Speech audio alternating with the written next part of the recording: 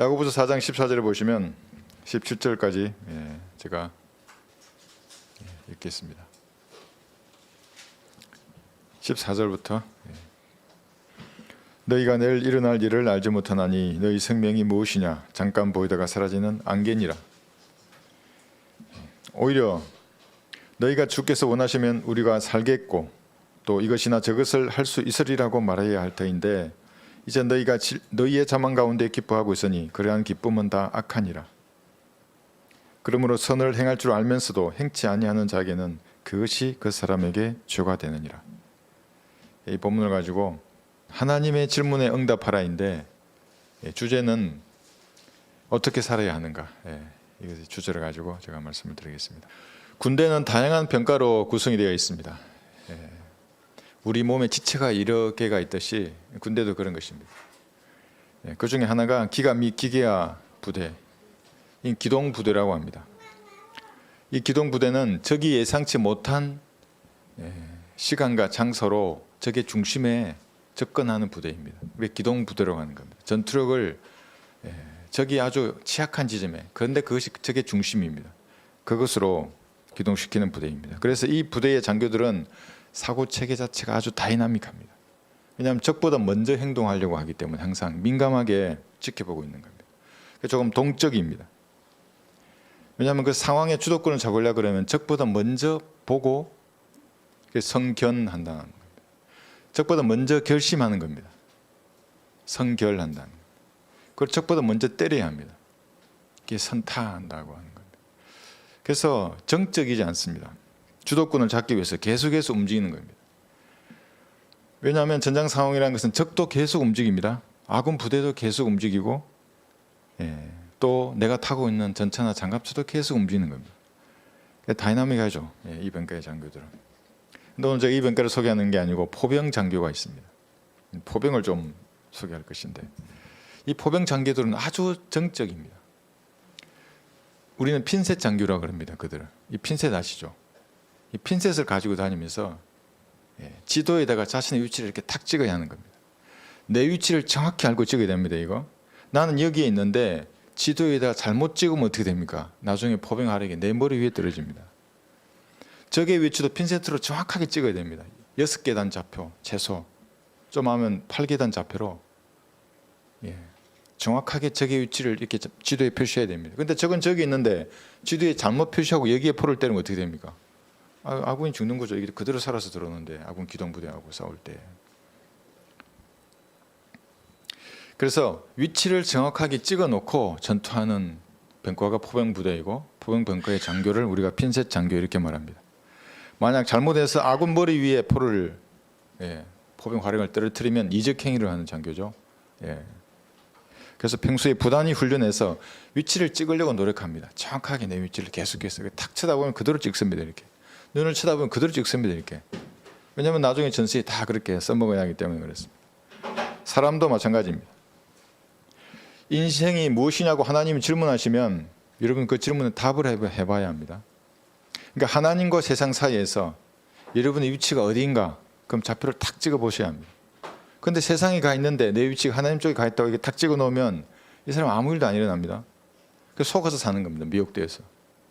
근데 하나님 쪽에 가 있는데도 이것이 어디인지를 잘 모른다. 지금 내 하나님과 얼마나 밀착해 있는지 잘 모른다. 이것도 문제가 됩니다. 정확하게 내 위치를 알고 찍을 수 있어야 됩니다. 여러분의 현재 좌표는 어디에 있습니까? 오늘 그것을 생각해 보는 시간입니다. 제가 북한학을 전공할 때 내 위치를 모르겠어요. 내 사고가 도대체 어디 잔지 운지를 모르겠어요. 왜 그랬냐면 대부분이 공산주의자들입니다. 가르치는 교수들이.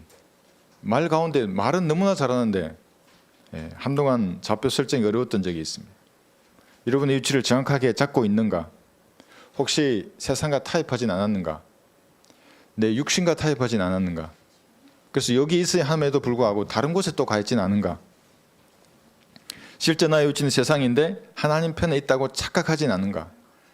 개선이 제일 어려운 사람입니다. 이 사람들. 하나씩 바꿔야겠죠. 성경에는 자신의 이 좌표를 잘못 설정해서 망한 사람이 있는데 어리석은 부자의 비유를 누가복음 12장에서 하고 있습니다. 이 본문의 말씀 끼워두시고 누가복음 12장 한번 보겠습니다. 누가복음 12장 15절부터 제가 21절까지 읽겠습니다. 여러분 잘 한번 보십시오. 또 그들에게 말씀하시기를 주의하고 탐심을 조심하라. 이는 사람의 생명이 자기가 소유한 것에 풍부함에 있지 않음이라고 하시고, 그래서 여러분 부자들을 그리스도인들은 부러워하지 않는 겁니다. 하나님은 아무것도 탐내지 말라고 합니다. 너희는 탐내지 말지니라.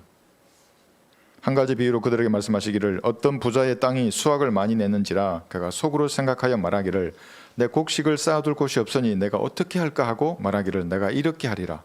내 곡관들을 헐고 더 큰 것으로 지어서 거기에 나의 곡물과 물건들을 쌓아두리라. 그리고 나서 내 혼에게 말하기를 내 혼아 내가 여러 해 동안 쓸 물건들을 많이 쌓아두었으니 편히 쉬고 먹고 마시고 즐거워하라 하리라 하였느니라. 그러나 하나님께서 그에게 말씀하시기를 너 어리석은 자야 오늘 밤 내 혼을 내게서 앗아가리니 그러면 내가 창문한 그것들이 누구의 것이 되겠느냐. 이것도 제가 그리스도 곁에 많이 쓰는 성경 구절 중에 하나입니다. 어떤 사람은 발걸음 못 댑니다. 이렇게 발은 가는데 고기를 자꾸 저를 쳐다보고 이걸 제가 음률에 맞춰서 외칩니다. 그러면 그의 가슴을 때리는 겁니다. 너 어리석은 자야 오늘 밤 내 혼을 내게서 앗아가리니 그럼 내가 장만한 그것들이 누구의 것이 되겠느냐 하면 마음에 찔림을 받는 사람 못 움직입니다. 그러니까 내가 이 많은 재물을 어떻게 할까 이렇게 생각하고 멋진 창고를 짓고 거기 쌓아두고 살자. 집을 짓고 차를 사고 인생을 폼나게 살자. 이제 이렇게 자기 위치를 정하는 거죠. 진리를 알지만 어떻게 사람이 성경대로 살 수 있어. 사람은 다 연약한데. 적당히 타협하는 겁니다. 머리 위에 포병 화력을 쥐고 사는 사람들입니다. 그게 하나님의 진노라고 하는 겁니다. 하나님의 진노를 머리 위에 쥐고 사는 사람들입니다. 이런 어리석은 자는 자신의 위치도 엉뚱한 곳에 두면서 기뻐하는 겁니다. 부자는 저주받을 위치에 가 있는데도 자기는 축복받았다고 생각하면서 웃고 있는 겁니다. 위치 설정이 잘못된 사람입니다. 전도서 7장에도 있습니다. 전도서 7장에 보시면 초상집이 있고 활약의 집에 있습니다. 초상집이 있으면 뭔가 잘못된 것처럼 봅니다. 세상 사람들은. 그렇지 않습니다. 활약의 집이 있으면 잘된 것을 봅니다. 아우 잔치하는 집이구나. 너무 좋네. 먹고 마시고 놀자. 아닙니다. 그게 저주받을 곳에 있는 겁니다. 전도서 7장 4절에 보시면 현명한 자의 마음은 초상집에 있으나 어리석은 자의 마음은 활약의 집에 있느니라. 펜셋으로 한번 찍어 보십시오. 여러분의 마음이 어디에 있는지. 마음은 시공간을 초월해서 어디든지 갑니다. 지금 여러분 몸은 여기에 계시지만 마음은 다른 곳에 둘 수 있습니다. 몸은 교회에서도 이리저리 방황하는 마음 어디든지 갈 수 있습니다. 유튜브로 오늘 예배 시청하시는 분들도 마찬가지입니다. 잠 못 있고 커피 마시면서 설교 들으시면 여러분 아무 일도 안 일어나는 겁니다. 오늘도 목사 쇼핑을 하시는 겁니다. 하나님 앞에 예배를 드린다는 마음으로 내 자세나 옷가짐부터 똑바로 하고 예배를 드려야 합니다. 몸은 가정이나 직장에서도 마음은 딴 곳으로 얼마든지 갈 수 있습니다. 그리스도인들의 마음은 셋째 하늘에 있는 겁니다. 새 예루살렘에. 성경에 있고 찬송가에 있습니다. 그러나 세상 사람 마음은 자기 마음대로 돌아다니는 겁니다. 눈은 성경을 봐도 여러분의 마음은 얼마든지 활약의 집으로 갈 수 있습니다. 그곳에서 이 어리석은 부자처럼 자기 배를 두드리면서 기뻐하는 겁니다. 여러분은 어떻습니까? 지루한 설교 빨리 끝내고 점심 먹을 생각을 하시면 마음이 다른 곳에 있는 겁니다. 활약의 집에 있는 사람입니다. 어떤 드라마를 보고 어떤 영화를 볼 것인지를 생각하면 활약의 집에 있는 겁니다. 어떤 화장품으로 얼굴을 내치장할까를 우선 생각하면 마음이 활약의 집에 있는 사람입니다. 내 마음을 우선 단장하는 겁니다. 사람은 죽음을 앞에 두면 진짜 철학자가 됩니다. 그러니까 철학 공부할 필요 없습니다. 장례식에 가서 죽음을 눈앞에 두면 생각이라는 것을 진지하게 하게 됩니다. 관 속에 누운 사람을 보고 보셨습니까? 그런 사람을 나도 죽는 것인가 생각하는 겁니다. 그래 죽는다고 반드시 죽는다고 모든 사람이 가는 길이라고 성경은 말씀하고 있습니다. 너는 반드시 죽을 것이라고. 그럼 어떻게 되지? 어떻게 되건 죄의 삭선 사망인데 죄는 반드시 지옥에 가는 겁니다. 그럼 나도 죄인인가? 그래 너뿐만 아니라 모든 사람이 죄인이야. 책들에 기록되어 있다고 죄들이. 그럼 어떻게 하면 내 죄가 용서받을 수 있지? 하나님의 피가 나의 모든 죄를 용서해 주었거나, 여기까지만 생각을 해도, 진지하게 해도 구원받을 수 있는 겁니다. 이 사실 마음으로 믿고 예수님을 구주로 영접하는 겁니다. 자신의 믿음을 그렇게 행사하는 겁니다. 전화로 어떤 장로교인이 제게 전도지를 달라고 했습니다. 오늘 이거 보고 있을지는 모르겠습니다만, 이 사람은 개역 성경을 쓰는 겁니다. 그러니까 여러분이 구원 간증, 구림 간증을 하니까 너무나 자기가 은혜스러워 보이는 겁니다. 아니면 너무나 그것이 좋아 보여서 자기도 하고 싶어 하는 겁니다. 그래서 제가 물었습니다. 은혜의 복음이 뭔지 아시냐고. 예, 창세기 3장 15절이 은혜의 복음이라는데요. 이제 이러는 겁니다. 그런 사람에게는 이 전도지가 아무리 가더라도 구령할 수 없습니다. 그런데 개역성경을 선행하면서 어떻게 사람을 구령할 수 있겠습니까? 복음도 다 섞여 있는데, 은혜의 복음, 뭐 천국 복음, 영원한 복음 다 섞여 있고, 하늘나라 천국 다 섞여 있는데 어떻게 정확하게 혼과 몸을 쪼개고 혼과 영을 쪼개서 가를 수 있겠습니까? 성경이 다르면 믿음이 다른 것입니다. 그래서 성경을 바꾸고 성경을 나누어서 공부해야만이 성령님의 도구로 쓰임받는 겁니다. 구령한다는 건 도구로 쓰임받는 겁니다. 말씀을 외친다는 건 도구로 쓰임받을 때 능력이 드러나는 겁니다. 그렇지 않으면 무늬만 그리스도인입니다. 자기 위치가 마귀의 편에 있으면서도 하나님의 편에 있다고 착각하는 겁니다. 모태신앙인이고 평생을 교회에 다녔기 때문에 자기도 하나님 편에 있다고 생각하는 겁니다. 구원받느냐 물어보면 그걸 어느 날 찬송 가사를 듣고 내가 알았다고. 아는 게 아니라 믿어야 되는 겁니다. 그러니까 내 의지로 믿어야 되는 겁니다. 그 사실을. 나는 죄인입니다고 말씀드리고 하나님 앞에. 얼마나 많은 사람이 압니까? 가톨릭 10억 이상의 사람들이 우리보다 더 확실히 압니다. 예수님 십자가가 달린 동상의 성당이 있지 않습니까? 그래도 지옥이 합니다. 그 사람들은. 믿지 않기 때문에. 그들이 부르는 주는 오늘도 주의 삼창 하면서 공중에 손들고 하나님을 찾지만 공중 근소에 잡은 마귀를 부르는 겁니다. 그것은. 성경적인 교리 없이 사람들이 모여서 뭘 하지 않습니까? 하나님하고는 무관한 사람들입니다. 전도서에게 7장 5절 보시면 또 있습니다. 현명한 자의 책망을 듣는 것이 어리석은 자들의 노래를 듣는 것보다 사람에게 더 나으니라. 여기 현명한 자의 책망이 성경적인 설교입니다. 어리석은 자들의 노래가 뭐냐면 비성경적인 모든 것들입니다. 모든 말을 듣고 앉아 있는 겁니다. 말씀을 나누어서 공부하지 않은 그 모든 말씀들은 여기 어리석은 자들의 노래소리입니다. 좋아하는 겁니다. 그 말을 듣고. 눈과 귀를 달콤한 인본주의 강의에 빼앗긴 사람들은 자기 위치가 마귀의 편에 있는 겁니다. 성경대로 보면 정확합니다. 위치가. 근데 자기는 하나님의 편이라고 생각하는 겁니다.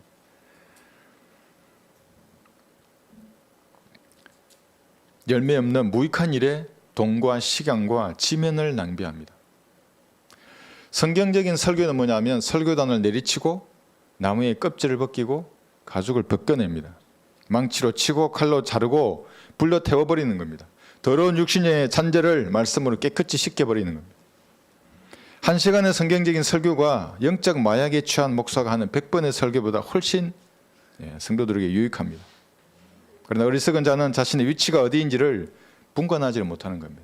계속해서 피하도 구분 못하고 이적행위로 하는 겁니다. 하나님 보시기에는 이적행위죠. 하나님 일을 하는 사람을 비방하면 이적행위를 하는 겁니다. 하나님 보시기에는.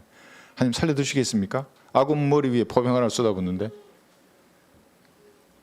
어리석은 자의 노래를 듣고 아멘 아멘 하는 사람들도 마찬가지입니다. 어리석은 자들과 한패입니다. 모두. 본문 말씀을 다시 보겠습니다. 14절에 보시면 너희가 내일 일어날 일을 알지 못하나니 너희 생명이 무엇이냐 하고 하나님 질문하십니다. 이 질문에 관 속에 든 그 죽음을 본 사람처럼 정직하게 답변하면 누구나 구원받을 수 있습니다. 내가 내 생명이 무엇이지? 언젠가 죽는구나. 이렇게 돌아가는구나. 내가 흙으로 돌아가는구나 하고 하나님 앞에 말씀드리면 얼마든지 구원받을 수 있습니다. 바람 같은 돈 뒤로 숨어서 잘난 척하면 지옥에 가는 겁니다. 내가 돈이 이름 많은데 먹고 마시고 놀아야지. 지옥에 가는 겁니다.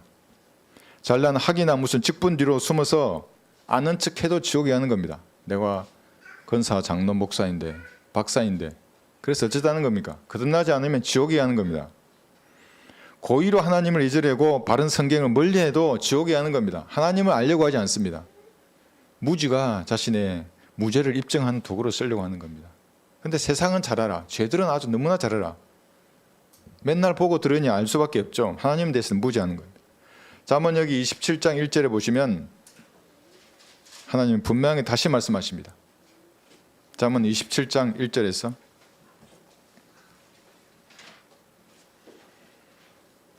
내일은 누구의 소관인가? 내일은 하나님의 것입니다. 5분 후도 하나님의 것입니다.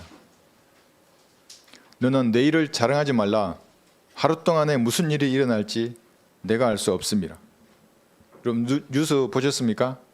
외할머니가 어린 손주를 유모차에 태우고 오랜만에 와서 산책을 나갔습니다. 요 근래입니다. 며칠 전에 뉴스 보니까 급발진 차량이 와서 그대로 덮쳤습니다. 그 평화롭게 길을 걷고 있는데 뒤에서 그냥 덮친 겁니다. 현장에서 두 분 다 돌아가셨습니다. 그것이 인생인 겁니다. 아무도 모릅니다. 5분 후의 일을. 그래서 진지하게 살아야 되는 겁니다. 사는 동안.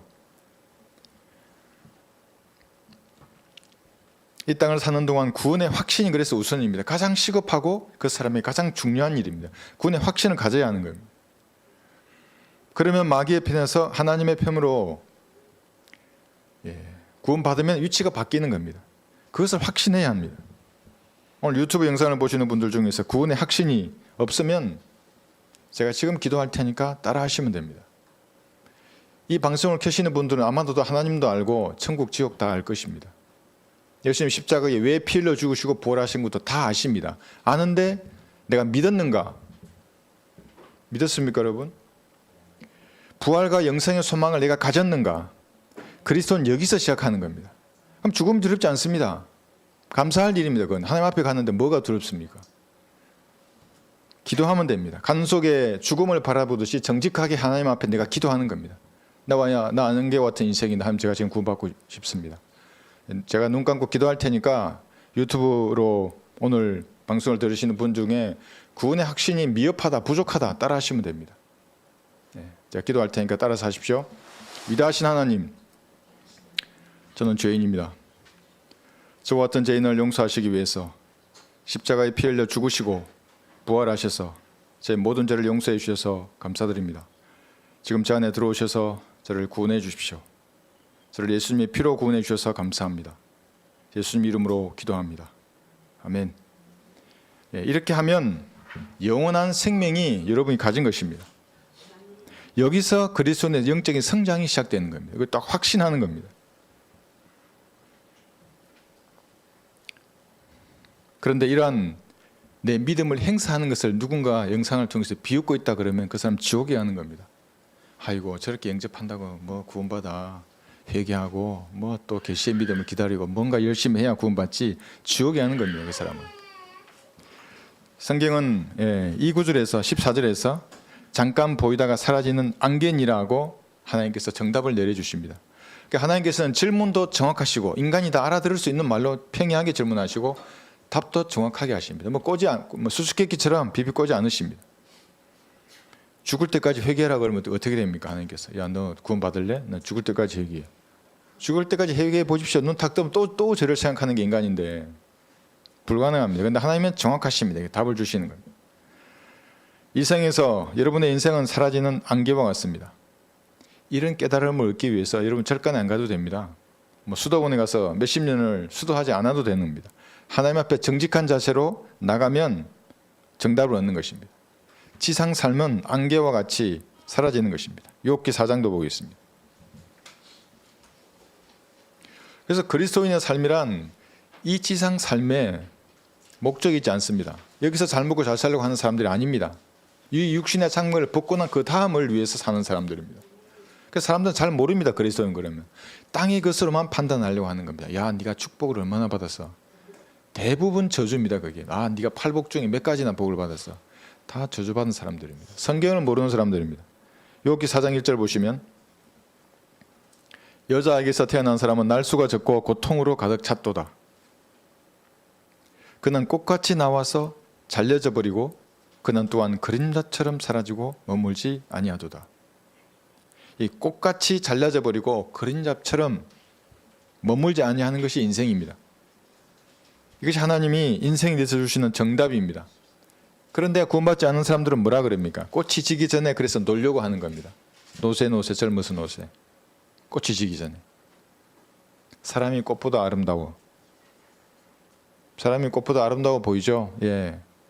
일면 그런 면이 있습니다. 그런데 성경적으로 보면 어떻습니까? 만물보다 심히 부패하고 악한 마음을 가진 것이 사람입니다. 그래서 그 사람을 신뢰하면 저주를 받는다고 하나님 말씀하시는 겁니다.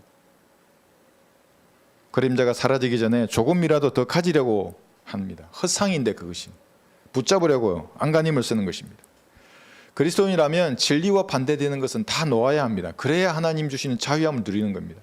그게 돈이든지 남편이든지 아내든지 아이들이든지 부모든지 누구든지 친척이든지 비성경적이면 놓아야 합니다. 그리고 하나님께 맡기는 겁니다. 기도로 아뢰면 하나님 반드시 해결해 주십니다. 어떻게 살아야 하는가? 첫 번째는 예수님 안에서 살아야 합니다. 이게 무슨 말인가? 이건 구원 받은 사람은 누구나 예수님 안으로 들어가는 겁니다. 나올 수 없습니다. 이제 한번 들어가면 영적인 유기체가 된 겁니다. 하나님의 몸의 일부가 되었습니다. 그런데 왜 예수님 안에서 또 살라고 하는가? 정상적인 교제 안에서 살라는 겁니다. 하나님과의 정상적인 교제.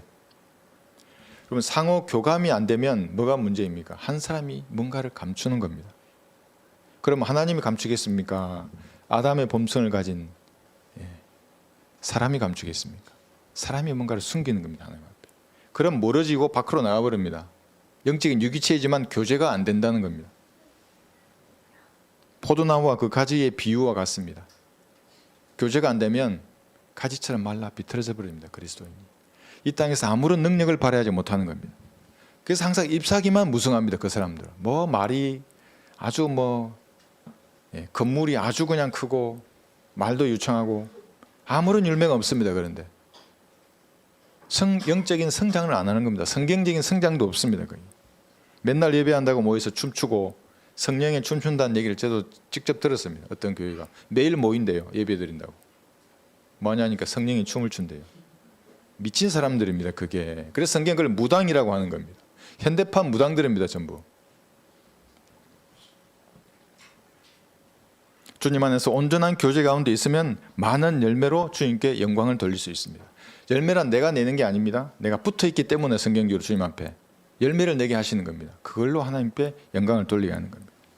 지난해 우리 교회를 통해 거둔 구령의 열매를 보십시오. 남들은 이거 자랑하지 않습니다. 교인 수를 자랑하고 헌금이나 건물을 자랑하는 겁니다. 그래서 자기가 정통이다.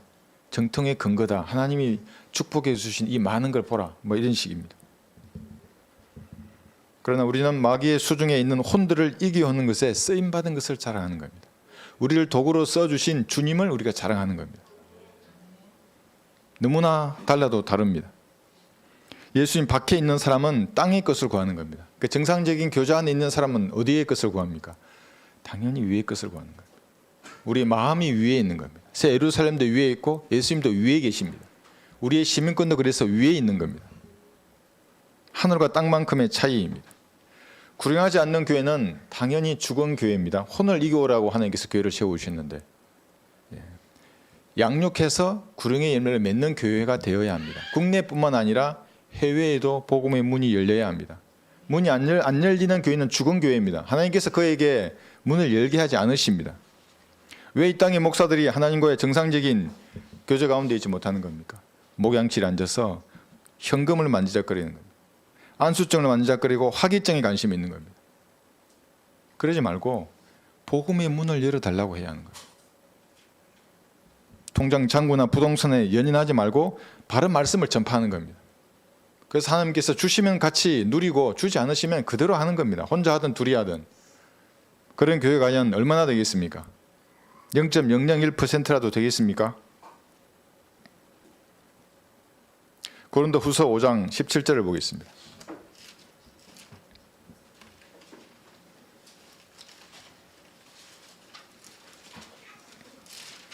우리는 그러한 교회와 상관이 없습니다. 고린도후서 5장 17절. 왜냐하면 우리는 새로운 피조물이 되었기 때문에 그렇습니다. 그러므로 누구든지 그리스도 안에 있으면 새로운 피조물이라.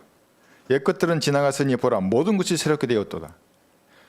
영적인 지위는 예수님 안에 있습니다. 여러분들이 모든 것이 새롭게 된 겁니다. 그런데 자꾸 과거를 들추면 어떻게 되는 겁니까? 다 새롭게 됐는데 그 사람은 과거를 또 바라보게 됩니다. 부끄럽죠. 과거가. 예수님 안에서 모든 게 다 새롭게 되었다 그러는데 영적인 지유는 예수님 안에 있는데 실제적인 삶은 내가 개판으로 살면 어떻게 되겠습니까?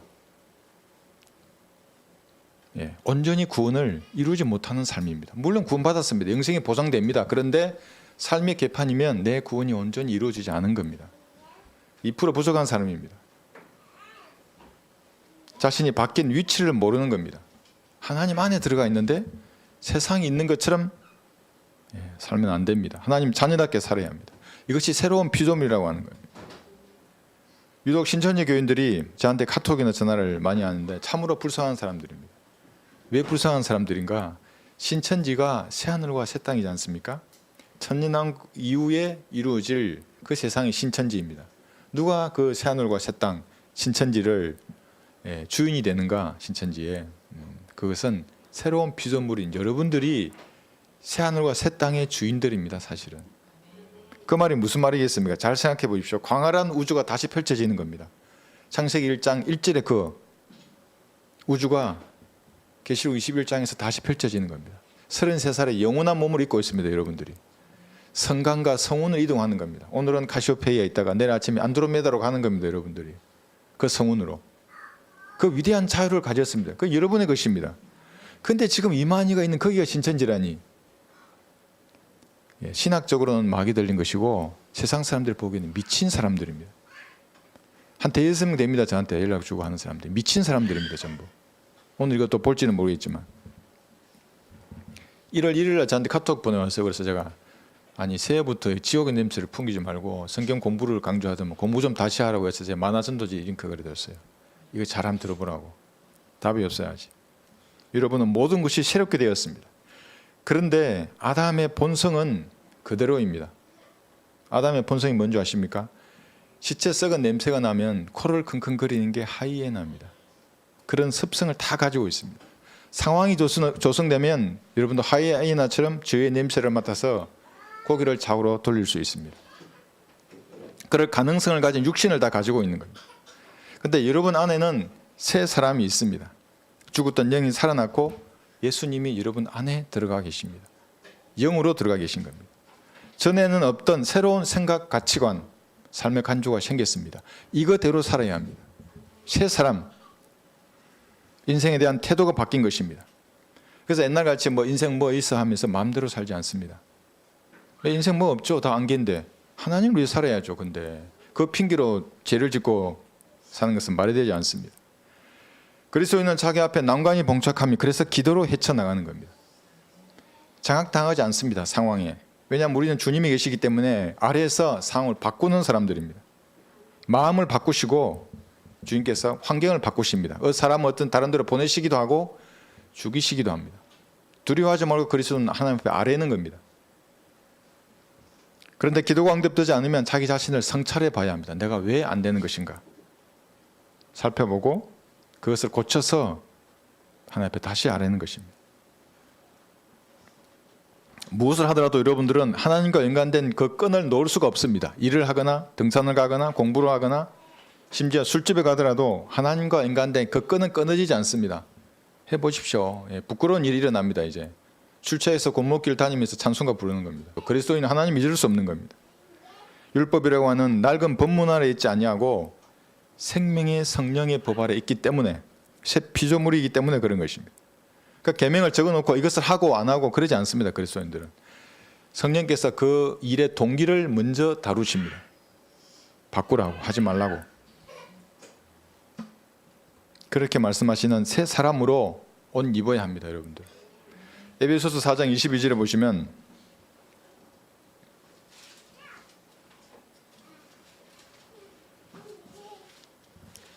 이전 행실에 대해서 말씀하십니다.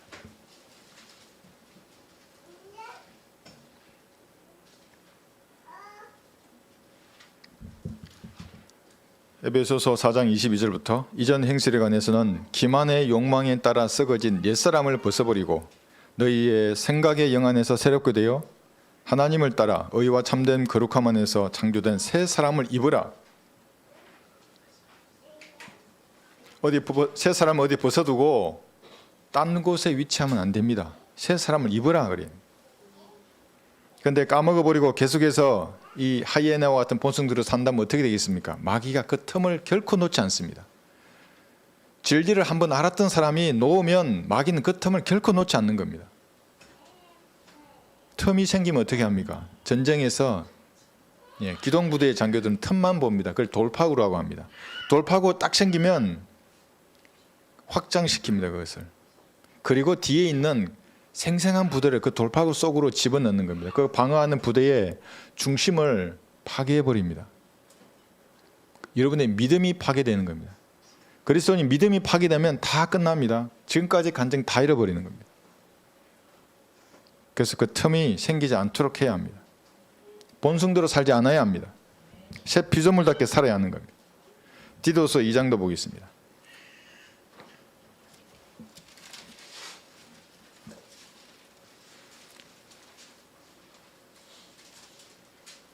디도서 2장 12, 13절을 보시면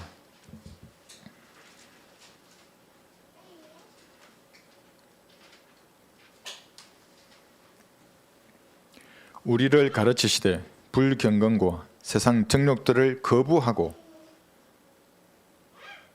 거부해야 됩니다. 여러분, 좋은 게 좋다고 다 받아들이면 안 됩니다. 불경건과 세상 정욕들을 거부하고. 디도서 2장 12절입니다. 우리로 신중하며 어렵고 경건하게 이 세상을 살아가게 하시며 그 복된 소망 곧 위대하신 하나님이신 우리 구주 예수 그리스도의 영광스러운 나타나심을 기다리게 하셨으니. 그러니까 예수님이 이미 내 마음에 왔다고 이것이 재림이라고 말하는 사람들은 이 구절에 의해서 전부 다 목이 꺾이는 겁니다. 기다리는 겁니다. 예수님의 다시 오심을. 말과 눈빛과 행동을 보면 이 사람이 세상을 거부한 사람인지 받아들인 사람인지를 알 수 있습니다. 여러분, 그것은 바로 판단이 됩니다. 판단해야 합니다. 사람들을 어떤 사람 만나면 할렐루야 이거부터 시작합니다. 좀 직분이 높은 장로님, 권사님, 목사님 할렐루야 이랬어요. 말은 할렐루야를 하는데 휴거 얘기하면 그냥 죽어버립니다. 표정 막 우그락부그락 변하고. 여기 보십시오. 13절에 영광스러운 나타나심을 기다리게 하셨으면 이게 안 기다리는 겁니다. 그 사람은 거짓말하고 있는 겁니다. 지금 말씀에 씨를 뿌리는 것에 무관심합니다. 그 사람들.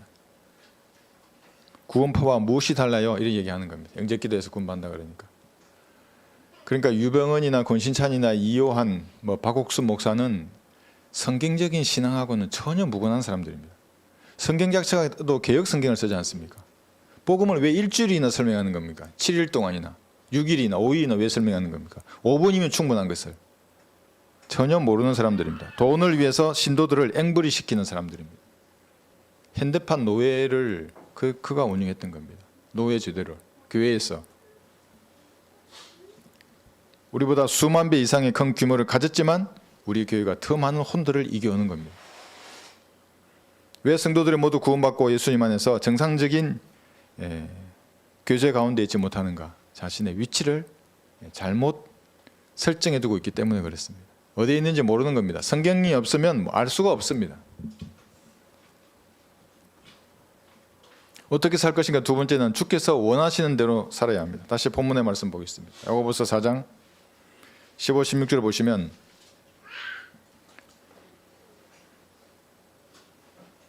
오히려 너희가 주께서 원하시면 우리가 살겠고, 살고 죽는 것은 주님께서 원하시는 겁니다.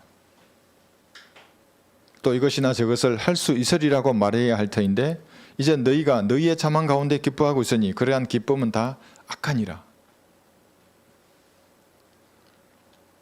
여러분, 사랑과의 약속에서 실수하지 않게 하는 말이 이겁니다. 주께서 원하시면.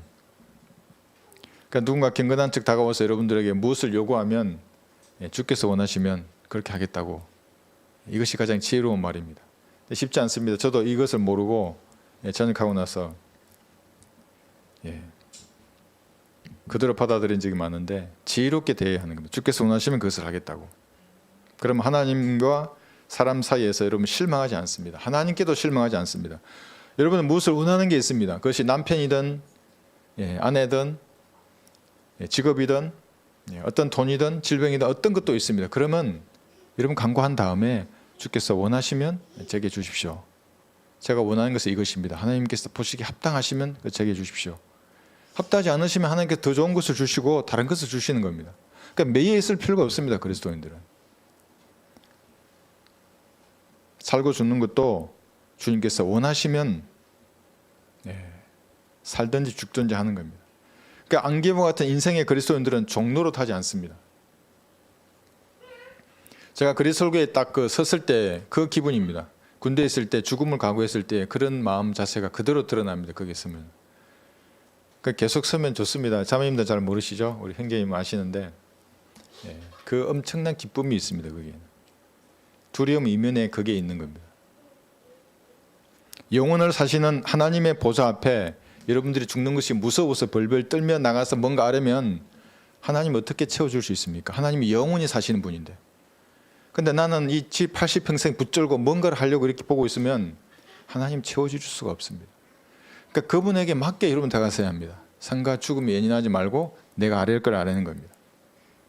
그러지 않으면 하나님이 주시면 여러분 감당하지 못합니다. 영원히 사시는 분인데 이 80평생 모르겠습니까? 여러분의 인생을 다 아시는 분입니다. 그렇기 때문에 받을 수 있는 게 너무나 작는 겁니다. 불교식으로 말하면 여러분 거의 공연불이 됩니다. 합당하지 않은 자세로 하나님 앞에 나가는 겁니다. 예수님의 피로 다 씻고 상과 죽음도 주는 게 다 맡기고 나가는 겁니다. 기도할 때는. 원하시면 살고 내가 원하시면 하늘나라로 가겠다는 자세로 보좌 앞으로 나가는 겁니다. 그럼 여러분 찬이 넘치는 것입니다. 이번에 여러분 만화선도지 보셨죠? 그 아이 기도하는 거. 오늘 밤에 제가 죽어야 한다면 주님 제 혼을 받아주십시오. 엄청 저는 은혜 받았어요. 거기에. 밤에 이렇게 정해진 문구로 기도하는 건 좀 그렇지만 그리스도인이 그러나 그런 자세인 겁니다. 내가 오늘 죽더라도 내 혼을 주님 받아주십시오. 그러한 마음 자세로 여러분 기도의 재단으로 나아가는 겁니다. 사도행전 18장 21절에 보시면 사도행전 18장 21절에서 바울은 이것에 관한 좋은 예를 보이고 있습니다.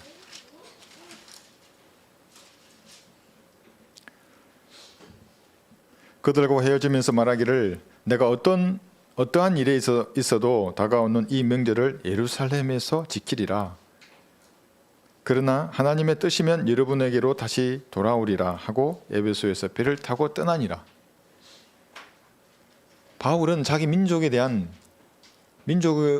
은혜의 복음을 전하고자 하는 그런 열망으로 가득 차 있었습니다. 애타는 심정을 가지고 있었습니다. 차라리 내 민족을 위해서 내가 저주받기를 바랐겠노라고 말할 정도로 유대인들에게 복음을 전하고 싶어 했습니다. 그런데 예루살렘으로 그렇게 갔다가 다시 에베소로 돌아오는 것은 주님께서 원하시면 내가 그렇게 하겠다 이렇게 말하는 겁니다. 하나 더 볼까요? 21장 14절을 보시면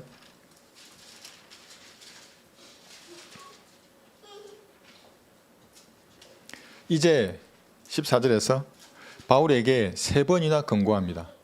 예루살렘으로 올라가면 착고의 차입니다. 이렇게 감옥에 갑니다. 가지 마십시오. 가지 마십시오. 그리고 마지막 3번째 또 간청합니다. 가지 말라고. 여기 4절, 11절, 12절에서 하고 마지막 여기 3번째의 권고가 여기 14절입니다. 그가 그 권고를 받아들이지 아니하므로 우리는 더 이상 말하지 않고 잘 보십시오 여러분. 말하지 않습니다. 더 이상. 주의 뜻이 이루어지이다라고 말하니라. 이게 무슨 말입니까? 가지 않는 것이 하나님의 온전하신 뜻이었습니다. 그럼 바울은 더 크게 쓰임받아 쓸 수도 있습니다. 그런데 바울은 하나님의 기뻐하시는 뜻 가운데 차선으로 자기는 전하겠다 하고 간 겁니다. 그것으로. 그럼 하나님은 그걸 받아줬습니까? 안 받아줬습니까? 네가 온전한 뜻을 하지 않는다고 이 나쁜 놈. 그러지 않습니다. 하나님은. 고난과 결번 기다릴지라도 끝내 예루살렘으로 올라갔습니다. 놀러 간 게 아닙니다. 예루살렘으로. 그랬다면 하나님 함께하지 않으시죠. 그랬더니 사람들이 어떻게 합니까? 반응을 한번 잘 보십시오. 주의 뜻이 이루어지이다라고 하는 겁니다. 비난하지 않습니다. 바울을. 차선이라도 하나님은 그것으로 영광을 받으시는 겁니다. 이것이 하나님의 기뻐하시는 뜻입니다. 이것도 안다면 하나님의 선하신 뜻을 통해서라도 영광을 받습니다. 하나님은 손해보지 않으십니다. 제가 북한에 30만 장의 전도지를 보낼 때에 비방하고 음해하고 신고하던 사람들은 항상 이렇게 말했습니다. 그 목사님의 뜻이 아니야. 네가 한다니까 그냥 하라는 거야. 허용하시는 뜻이야. 고집 부리지 마. 그래서 어쨌다는 겁니까? 제가 하지 말았어야 됐습니까? 사람의 눈치를 보고 하지 말아야죠. 그 지형을 제일 잘 알고 기상을 알고 이를 추진할 수 있는 능력을 아무리 제가 살펴봐도 저밖에 없어요. 제가 잘났다는 게 아니라 군복무를 거기서 했으니까, 서부전선에서. 아무리 회피하려고 해도 선생님께서 주시는 부담을 피할 수 없었습니다. 철원에서 제가 목회를 할 때에도 그들은 제 눈을 쳐다보고 북한의 전돌지를 보내지 말라고 말했었습니다. 직접 저에게. 그런데 만약 제가 인간의 눈치나 본다면 목회는 관두고 전원 생활을 했어야죠. 사냥도 하고 바비큐도 하고 매실이나 담그면서 그렇게 저는 살았을 것입니다. 끝까지 비방하고 이간질하던 사람들입니다. 그런데 만약 단 한 명의 북한 사람이 구원받고 셋째 하늘에 온다면 어떻게 되겠습니까? 그 사람들은 저에게 셋째 하늘에 가서도 사과해야 합니다. 나에게 사과해야 합니다. 자기들의 성경들을 믿는다면 내가 일하는 것이 마음에 들지 않더라도 비방하는 것이 아니라 주의 뜻이 이루어지이다, 이런 자세여야 하는 겁니다. 여러분도 마찬가지입니다. 마음에 안 들어도 은혜의 복음을 전해 저 사람이 주의 뜻이 이루어지이다. 다른 뭐가 있습니까?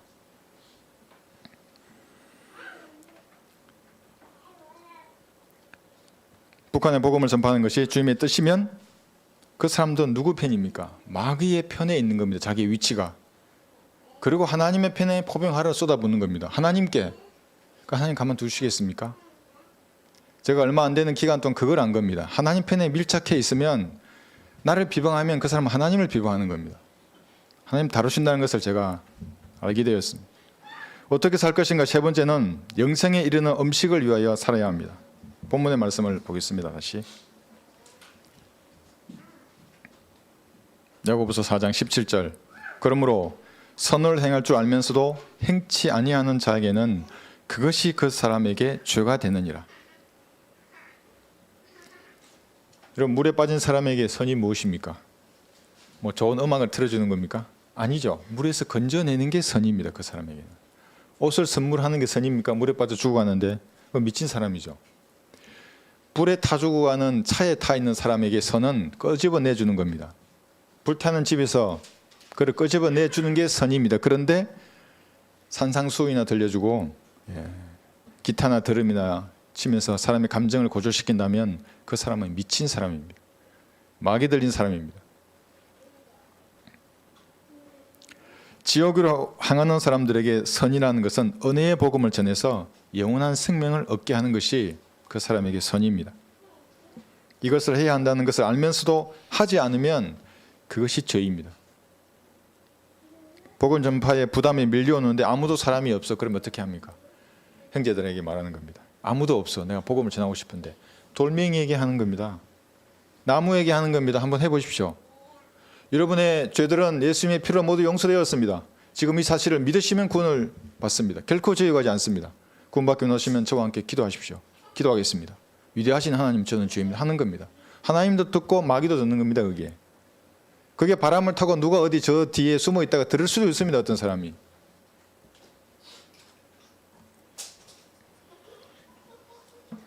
요한복음 6장 27절에 보시면 썩지 않는 음식을 위해서 일하라고 하나님께서 말씀하십니다. 요한복음 6장 27절. 여러분, 다 썩습니다. 다 불에 태워질 것이고 다 소멸할 것입니다. 요한복음 6장 27절. 썩는 음식을 위하여 일하지 말고 영생에 이르는 음식을 위하여 일하라. 인자가 너희에게 그것을 주리니 이는 아버지 하나님께서 그를 인치셨기 때문이라고 하시니라. 구령하고 복음을 전파하는 겁니다. 여러분이 도구로 쓰임받은 그것을 간정으로 말하는 겁니다. 은혜의 복음 전도지를 디자인하고 만화 전도지를 녹음해서 사람들에게 영향력을 끼치는 겁니다. 영생에 이르는 음식입니다. 그것들이. 교회 시대에는 성령께서 여러분의 몸을 구속되는 날까지 인치셨습니다. 여러분 전부 인치임을 받은 사람들입니다. 하나님께서는 예수님을 인치셨고 증명하신 겁니다. 일하는 것에 대해서. 그래서 여러분의 몸을 구속하시는 그날까지 그림 전도지를 들고 나가서 성경을 들고 나가서 이 음식을 위해서 일해야 하는 것입니다. 어떻게 일하는가? 제가 민들레 꽃이 주는 교훈을 한번 준비를 해봤습니다. 민들레 꽃 아시죠? 예, 우리 어르신들은 더 잘 알 겁니다. 예. 시골 마을 어느 곳에나 볼 수 있는 꽃입니다. 민들레 꽃은 차별하지 않습니다. 어느 곳에서나 핍니다. 예, 부잣집의 정원에서도 피고 가난한 사람의 뜰에서도 피는 겁니다. 오두막집에도 피는 겁니다. 공동묘지에도 왕실의 정원에도 숲속에도 무성하게 자라납니다. 민들레 꽃은. 생명력이 어찌나 끈질긴지 사람들이 뽑을까 말까 고민하고 잠들었습니다. 그 다음날 아침에 일어나면 자기 홀씨를 다 뿌려버립니다. 여러분 홀씨 아시죠? 예. 여러분 어릴 때 해보셨습니까? 민들레 꽃 잡아서. 저는 그것만 보면 뛰어가다가도 서서 꺾어서 불었습니다. 이렇게 바람을 보고. 120개의 씨앗이 달려있다고 합니다. 거기에. 바람을 타고 날아가는 겁니다. 말씀의 씨앗이 날아가는 겁니다. 여러분이 뭔가를 발설하면 그 하나님의 말씀이 날아가는 겁니다. 전도주를 나눠주면 그것이 바람을 타고 날아가는 겁니다. 필요한 사람들에게. 말씀의 씨앗을 들고 어디든지 가서 복음을 여러분도 전파해야 하는 겁니다. 어떤 처지에서도 민들레처럼 여러분 쓰러지지 말아야 합니다. 복음의 꽃을 피워야 합니다. 줄기로도 정식되고 씨앗은 바람을 타고도 날아갑니다. 낙하산이 거기서 나온 겁니다. 민들레 그 홀씨. 그걸 보고 낙하산을 만든 겁니다. 북한의 전도지가 어떻게 갔겠습니까? 그 민들레 홀씨처럼 똑같이 갔습니다. 예, 바람을 타고 간 겁니다. 이해도 아무리 제가 설명해도 그들은 이해 못합니다. 저를 비판하는 사람들.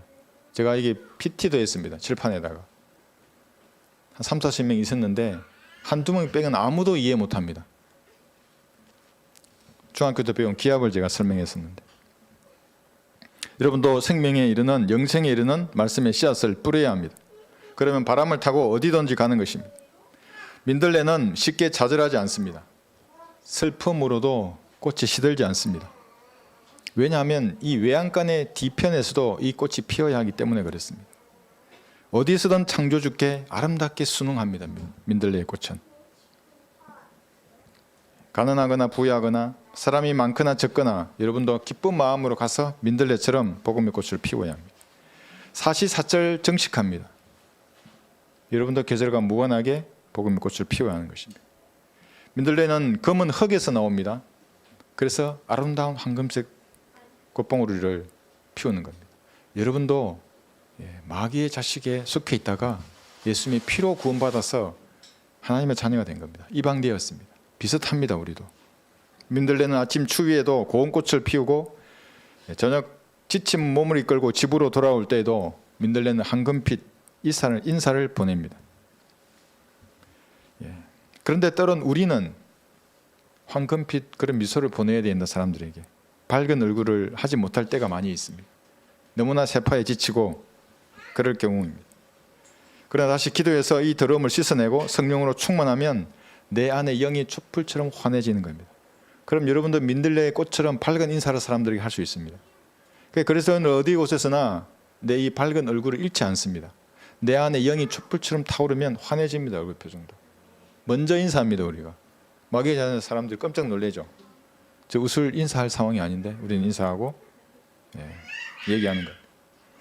민들레는 사람들의 인상을 쓰거나 미소 짓는 것에 상관없습니다. 민들레 꽃의 사명이 뭡니까? 복음의 꽃을 피우는 겁니다. 누가 칭찬하면 좋은 일이죠. 그러나 그것을 개의치 않습니다. 누가 인상 쓰면 기분 나쁘죠. 그러나 그것 개의치 않습니다. 복음의 꽃을 피우는 거예요.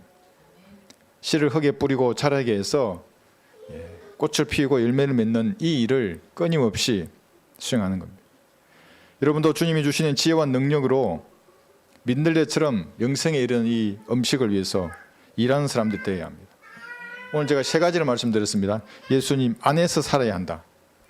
예수님 안에서 살아야 한다. 정상적인 교제를 해야 된단 말이었고, 주님께서 원하시는 일을 하면 살아야 한다. 주님께서 오늘 나를 데려가시기를 원하면 오늘 가겠습니다. 기쁨으로. 이게 죽을 준비가 된 사람입니다. 이게 그리스도인입니다. 마지막으로 민들레처럼 살자 했습니다. 여러분도 이런 그리스도인들 되시기를 바랍니다. 기도하십시오. 어떻게 살 것인가? 여러분 마음속에 결단하시고 하나님 앞에 결단하신 것을 말로 표현하십시오. 그래서 이 안개와 같은 인생을 사는 동안 의미 있는 삶을 살아야 합니다. 그리스도인들은 대충 살지 않습니다. 무엇인가 의미 있는 삶을 살아야 하는 겁니다. 예수님 안에서 살면 그런 지혜와 능력을 주십니다. 하나님께서. 그러면 여러분도 민들레처럼 영성에 이르는 음식을 위해서 일하는 귀한 성도로 쓰임을 받는 것입니다.